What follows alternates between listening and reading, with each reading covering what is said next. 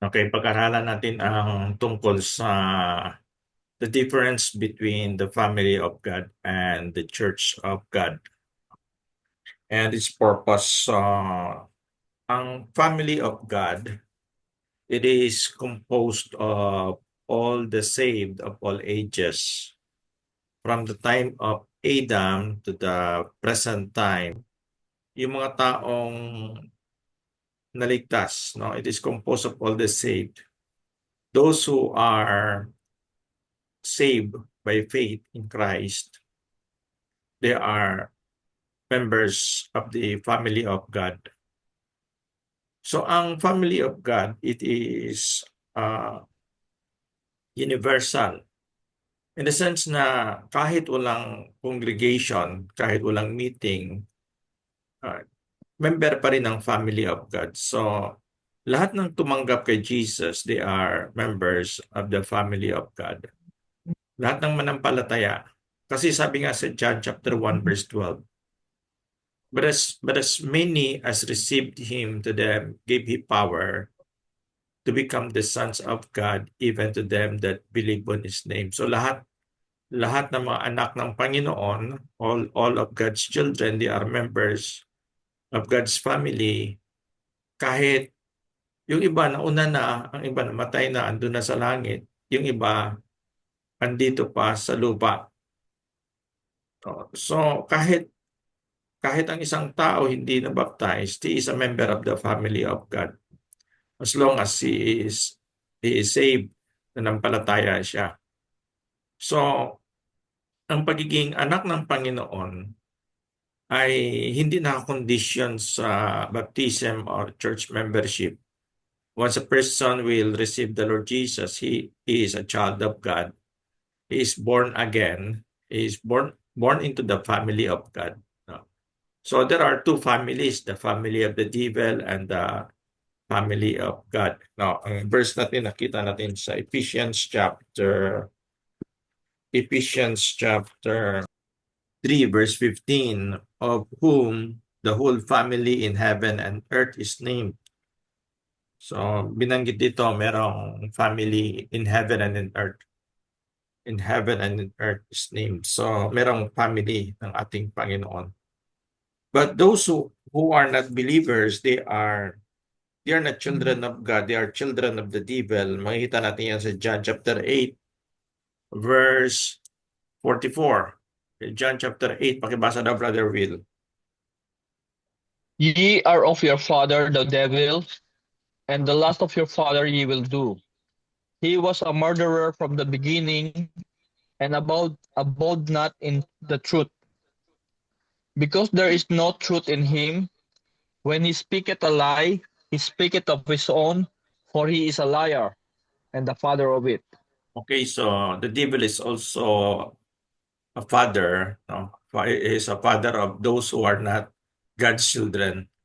So they are children of the devil. So all those who are going to hell, they are not children of God, because no child of God will go to hell. Another verse to support that not all men are children of God is John chapter 3, verse 10. Sabi nga dito, in this the children of God are manifest, and the children of the devil. Whosoever doeth not righteousness is not of God, neither he that loveth not his brother. So dito makikita yung children of God and children of the devil, isa sa palatandaan sa children of God. He has love for the brethren. Meron siyang love. Love for God, love for the brethren, love for the lost world. So manifestation lang yun, or evidence, or fruits. Hindi requirement for salvation. We are saved by faith. Ngayon, ang church is an assembly from the Greek word. Ano nga yung Greek word ng church? It comes from the Greek word Ecclesia. ecclesia, right? Ecclesia, ang ibig sabihin ng ecclesia, it means called out assembly. So from the Greek word ek and kaleo means to call, and ek means out. So ang ecclesia, it means an assembly or congregation, makikita natin sa Hebrews 2:12 and Psalms 22:22. Sister J, pakibasa daw sa Psalms 22:22. Psalms 22:22. And Brother Will sa Hebrews 2:12. Psalms 22:22, I will declare thy name unto my brethren. In the midst of the congregation will I praise thee. Okay, Brother Will, Hebrews 2:12. saying, I will declare thy name unto my brethren. In the midst of the church will I sing praise unto thee. So ang nabago lang, galing sa congregation, naging church. So that means the word church means congregation. Ngayon, marami ang mga religious groups na binago nila ang ibig sabihin ng church, na iniisip nila na ang word na church refers to an invisible assembly or an invisible body, no? Which is not seen, hindi makikita. Hindi nakikita yung body na yan at yun ay invisible, na yun daw ang invisible church o tinatawag nila na universal church. Pero actually, there is no such thing kasi ang tinutukoy sa Bible na church is a local assembly. Kasi the word church, it means congregation. So pag sinasabing congregation, it is local. That means there is a particular location, tulad ng church in Ephesus, church in churches in Asia, or church in Colossae, church in Rome. So merong mga particular location.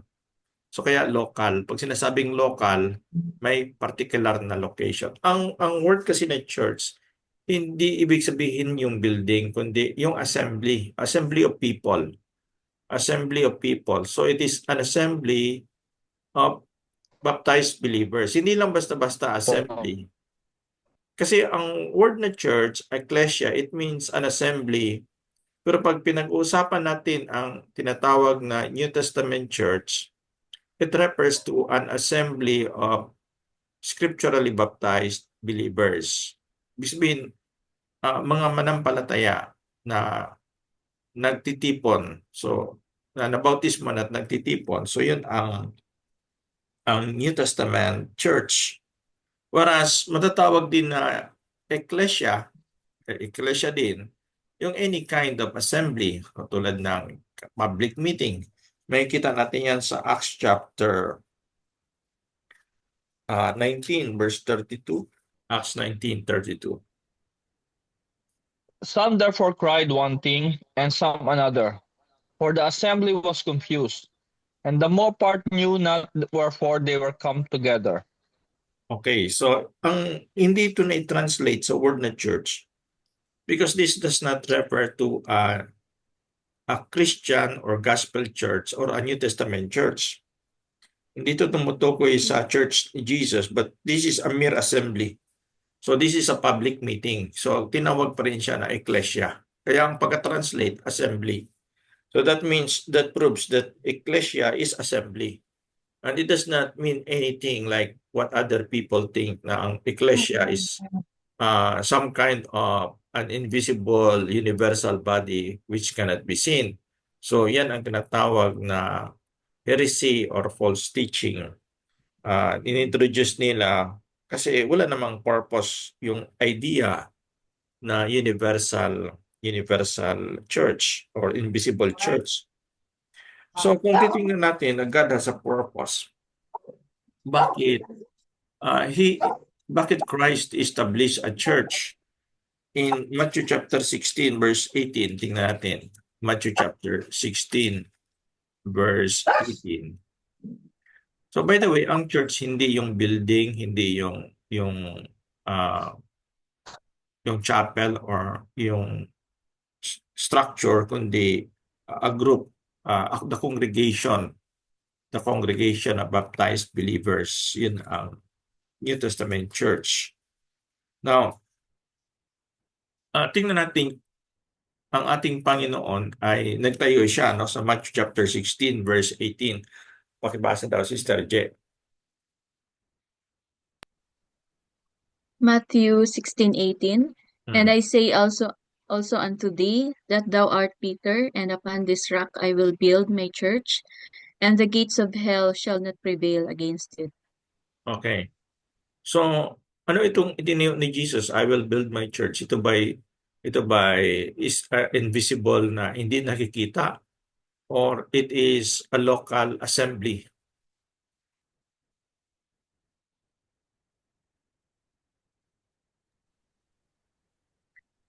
A local assembly po. So yes, it is a local assembly. No, it is a congregation. Yung pagsabi niya, I will build my church. So it is a local assembly of baptized believers. Ang tanong, bakit baptized believers? Kasi bago ang ating Panginoon nagsimula ng kanyang assembly, these people were baptized by John. Tingnan natin sa Acts chapter 1 verse 20 to 21 to 22. Brother Will. Acts 1. Wherefore of these men which have accompanied with us all the time that the Lord Jesus went in and out among us, beginning from the baptism of John unto the same day that he was taken up from us, one must be ordained to be a witness with us of his resurrection. So nagkaroon sila ng assembly or company of baptized believers, samahan ng mga nabaptismuhan, no? Kasi it was John the Baptist who baptized all the believers. Siya naghanda ng mga tao para sa ministry ni Jesus. At yun ay siya'y pinadala, sinugo siya sa John 1:6. There was a man sent from God whose name was John. And according to Matthew chapter 3, he was the one who prepared the people for the Lord. Sa Matthew chapter 3 verse 1 to 3. Sige daw, pakibasa daw, Sister Josie. Matthew chapter 3 verse 1 to 3. And those days came John the Baptist, preaching in the wilderness of Judea, and saying, Repent ye, for the kingdom of heaven is at hand. For this is he that was spoken of by the prophet Isaiah, saying, The voice of one crying in the wilderness, Prepare ye the way of the Lord, make his path straight. So si John the Baptist ang hinulaan ni Propeta Isaiah. Siya ang tinutukoy ni Propeta Isaiah na maghahanda ng daan ng Panginoon. Pero hindi naman ito literal na kalsada, kundi ito ay mga tao inihanda ni John the Baptist. After na maihanda ni John the Baptist, sila'y tinawag ni Jesus Christ. Oh, by the way, si Jesus din ay kasama sa inihanda din ni John the Baptist sa pag-start ng kanyang ministry. So si Jesus, he also was baptized by John the Baptist in Matthew chapter 3 verse 13. Then cometh Jesus from Galilee to Jordan to be baptized of him. So lumapit din si Jesus kay John the Baptist. So all the people, all the believers who were to be followers of Jesus, they were baptized by John the Baptist, and also including the founder of the church, pati si Jesus, siya yung founder. Siya din ay nag-submit sa baptism doon kay John the Baptist. Hinanap niya si John the Baptist. So Matthew chapter 3, then cometh Jesus from Galilee unto John to be baptized of him. No. Pagdating niya doon sa kay John the Baptist, ayaw pa sana siyang i-baptize ni John. Pero sabi ni Jesus sa verse 14, Suffer it to be so now, for thus it becometh us to fulfill all righteousness. So sabi ni Juan, ako dapat bautismuhan mo. Ngayon lapit ka sa akin para magpabautismo. Sabi ni Jesus, hayaan mo Juan, suffer it to be so now. It becometh us to fulfill all righteousness. Yung righteousness na tinutukoy doon. Kasi we are not saved by righteous works, but we are to do righteous works. ang mission ni Jesus is to die for man's sin. So yung baptism is a picture of Christ's death, burial, and resurrection. So that means by submitting to water baptism, Jesus was willing to die for man's sin. And then tayo naman, we are expressing our faith in Christ, na we are obedient to the Lord, na pinipicture natin yung ginawa niya, yung death, burial, and resurrection in baptism. Pinipicture natin. No? So, that shows our submission to the command of Christ. So, kaya si Jesus sa Matthew chapter 4, after they were baptized by John, Jesus started calling out the baptized believers. Sinimulan niya, Matthew chapter 4, verse 19. Sabi pa ni Jesus, "Follow me, I will make you fishers of men." So nagsisunuran sila after they were baptized by Jesus. So itong followers ni Jesus, they were all baptized. Kaya ito yung pagpili nila ng kapalit kay Judas Iscariot, kasi nag-try si Judas Iscariot sa Acts 1, 21 to 22, inilagay nila yung requirement ng apostle. Dapat kasama nila, baptized ni John, at witness ng resurrection.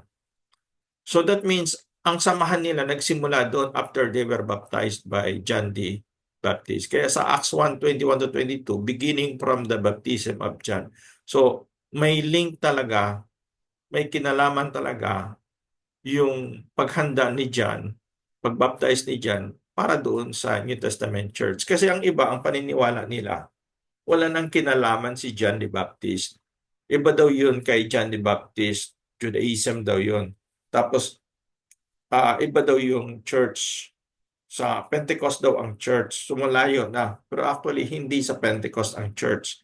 It was during Christ's earthly ministry. Nung tinawag ni Jesus yung mga baptized disciples, nagsisunuran sila kay Jesus, nagkaroon sila ng samahan. So yun ang binigyan ni Jesus ng komisyon sa Matthew 28. Matthew 28, 18 to 20, pakibasa daw, Brother Will. Matthew 28, 18 to 20.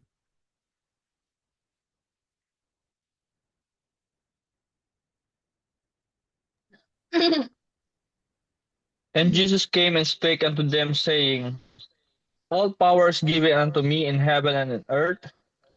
Go ye therefore and teach all nations, baptizing them in the name of the Father, and of the Son, and of the Holy Ghost, teaching them to observe all things whatsoever I have commanded you. And lo, I am with you always, even unto the end of the world. Amen. Okay. So that is what we call the Great Commission. Bakit siya the Great Commission? Because that is worldwide. Kasi yung limited commission is to Israel only. They are only to go to Israel, to the Israelites people. Pero after that Jesus was resurrected, He gave the Great Commission that they are to go into all the world. So talagang maghahayo sila. So yun ang tinatawag na the Great Commission. That is the worldwide commission. So makita natin na ang Great Commission was given by the Lord to His church. Bakit hindi sa mga apostoles? Pero kundi sa church capacity. Bakit? Kasi kung sa office of the apostles, namamatay ang apostle, di wala nang mag-execute ng Great Commission. Then we have no business in baptizing. Wala nang responsibility ang church to baptize if it was given only to the office of the apostles. Pero alam natin na ang apostle ay namatay, no? Titigil. Hindi nagpatuloy ang mga apostles. Pero ang church, it has the promise of the Lord sa Matthew 16:18. Tingnan natin. Sa Matthew 16:18, sige daw, Sister J. Mga 3 minutes na lang ito. Mag-end tayo dito. Opo, Matthew 16:18, And I say unto thee that thou art Peter, and upon this rock I will build my church, and the gates of hell shall not prevail against it. Okay. Shall not prevail against it. So, ang church, alam natin ito hindi tumutukoy sa invisible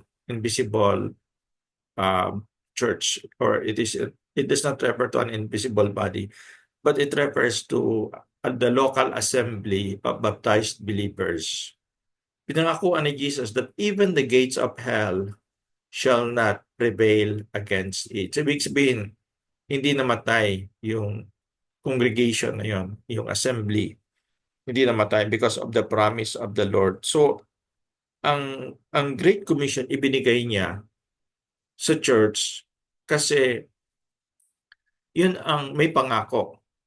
Hindi ang office of the apostles kasi ang office nag-cease. The apostolic office had ceased.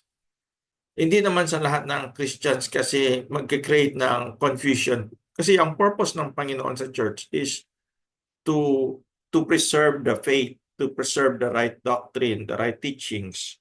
Makita natin sa 1 Timothy 3:15, but if I tarry long, that thou mayest know how thou oughtest to behave thyself in the house of God, which is the church of the living God, the pillar and ground of the truth. That means the church is the pillar and ground of the truth. Okay, so meron na lang tayong 1 minute. Mag-closing prayer tayo. Brother Will, ikaw mag-closing prayer.